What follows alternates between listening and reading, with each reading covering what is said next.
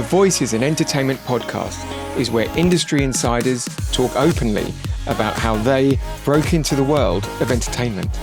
Get real stories, practical advice, and the lessons learned from leaders across the globe. It's an essential guide for this next generation who are ready to become the new voices in entertainment.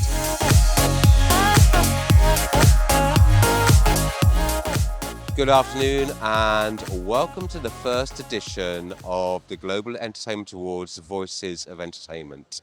It's a real pleasure to be at the Members Club as part of the Cannes Film Festival 2025, and even more so to be able to introduce to you our first guest, David Martinez, the very well respected, well-renowned Executive Director of the Raindance Film Festival. Jim, thank you so much for the invitation. I just found out that it's the first one, so I'm sure we're going to have some fun. Thank you so much. Just aiming to terrify you. That's the No pressure. What was your starting point within the film industry? I mean, it's renowned as being a difficult space to enter into. How did you navigate that and start to make your mark? I came to the UK to do my postgraduate master's degree in film appreciation. My BA was marketing and advertising, but my family comes from cinema. It didn't click to me until quite late in my life, but my family, they were exhibitors. They used to own cinemas in Mexico City, and my grandma, she was the accountant. It was a family business.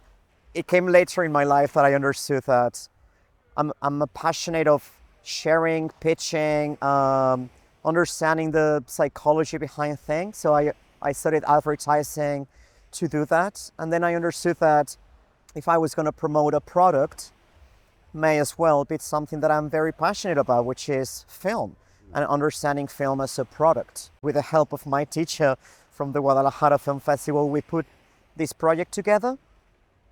And that led me into meeting Elliot, the founder of Raindance and the British Independent Film Awards, to whom I presented this project of promoting Latin American cinema, specializing in Mexican cinema, because that's where I started.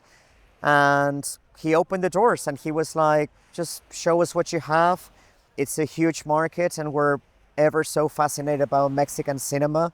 Carlos Regadas won the Palm and of course, like at the Oscars, like the Three Amigos winning the Best Director, like consecutively. So it was an exciting time for Mexican cinema, and I just surfed the wave together with them, and I said, let me contribute on this side of the Atlantic.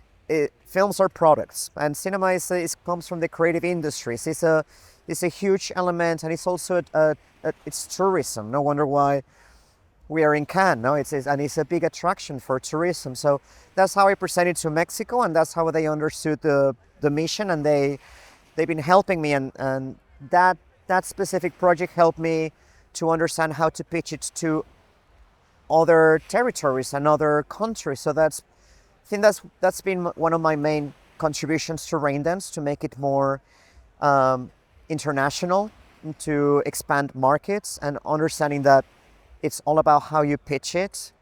I'm not a filmmaker, I pitch.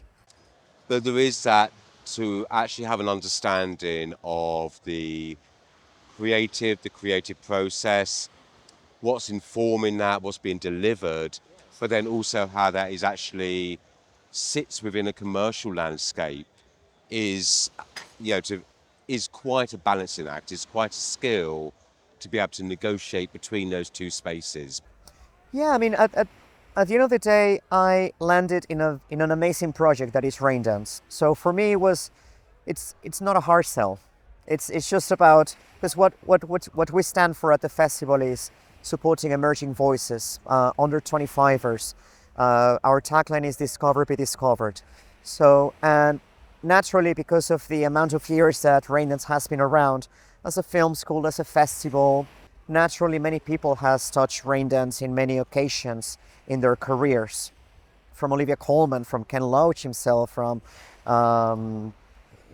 Christopher Nolan, Edgar Wright. So when I understood that I landed with an amazing project, it was just natural for me to package it in the correct way, to make it exciting and to make sure that whoever joins, they are supporting the next Christopher Nolans, the next Ken Loaches, the next Olivia Colmans.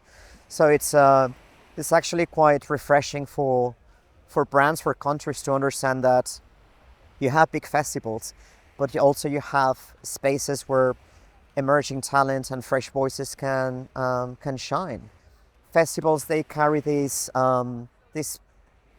privileged position, this power of uniting many dots and rolling a red carpet, but at the same time making sure that we give a space for people to tell stories. As an emerging filmmaker, or for want of a better word, first, second time filmmaker, how do you pivot? How do you work out how to approach, how to apply to and submit your film into the space? Any tips, any recommendations? Understand your film, understand your product, because once you understand your product, then you understand your audience. And by understanding your audience, you understand the profiles of festivals that can help you reach your audience according to your product.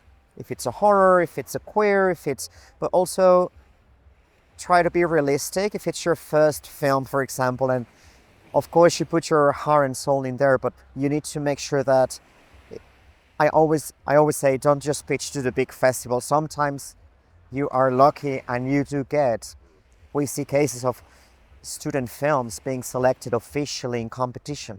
I'm not saying no, but also look at the other festivals that celebrate emerging voices, that celebrate first-time filmmakers, that celebrate queer cinema, that celebrate for horror genre. Like there's so many festivals that can be the right place for your film, but also in terms of understanding what's your mission. If it's your calling card, submit to as many festivals, collect as many laurels as you can. If you want to qualify for awards, make sure that the festival qualifies for the awards you want to target. So it's a lot of research, but there is a lot of like supporting material you can find online. We have an amazing blog where we give a lot of tips to emerging filmmakers on how to navigate this industry. At the end of the day, festivals like Cannes, it's a trade show. Behind that red carpet, and as I explained to my students, it is a trade show, it is an expo. You buy and sell films, they are products.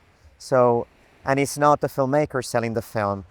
You have sales agents and distributors, and they all have a share. I mean, I often feel that from a filmmaker's perspective or the producer's perspective, it's that the ability to actually step back slightly from the creative and actually understand it, as you were saying, as a product and as for the audience. And I think that's where there seems to quite frequently be a loss of skill.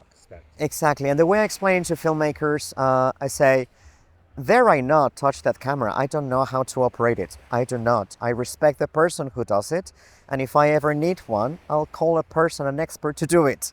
And so, like, you can never ask a person who is not a marketeer to market your film. And I tell them, like, you don't have to do it. You're too attached. You wrote it.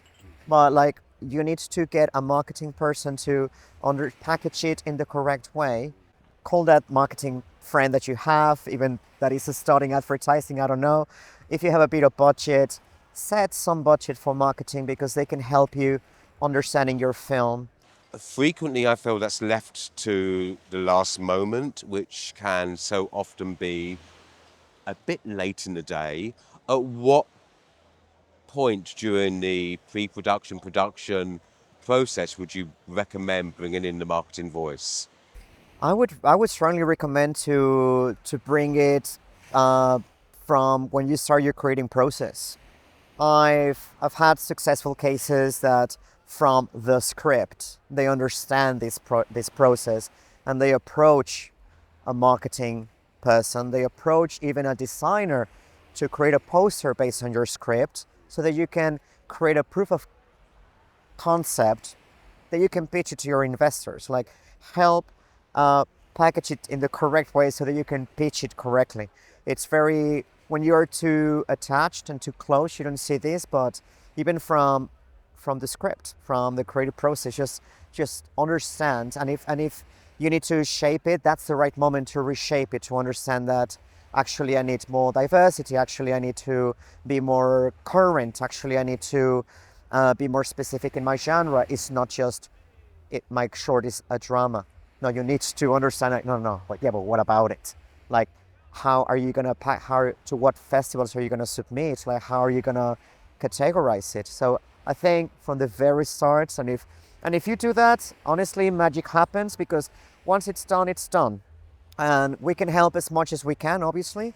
But you can get too emotional and you can tell us that we did not do it and how dare we. But if you, from the very start, you treat it as, I'm creating something that has to be seen. And I think there's also an element of, marketing can be a scary word. If you work with the right people, they have a natural empathy, they have an understanding of what you're trying to achieve, and they aren't there necessarily as a disruptor. They're there to help you accomplish and achieve. Exactly. We're here to help. Thank you, as ever. My pleasure, thank you. And thank you for watching and listening. Thank you. I think David just summed it up. Thank you. Until the next one.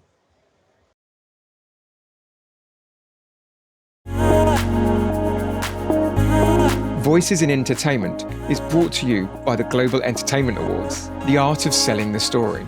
Explore our website for more information on how to enter. And if you're new to this sector, please check out the entry requirements for the free-to-enter AMD Emerging Talent Award. Remember to follow us on LinkedIn and stay up to date of our latest news. You can find us at www.theglobalentertainmentawards.com. See you next time. And remember to click subscribe so you don't miss our next inspirational story.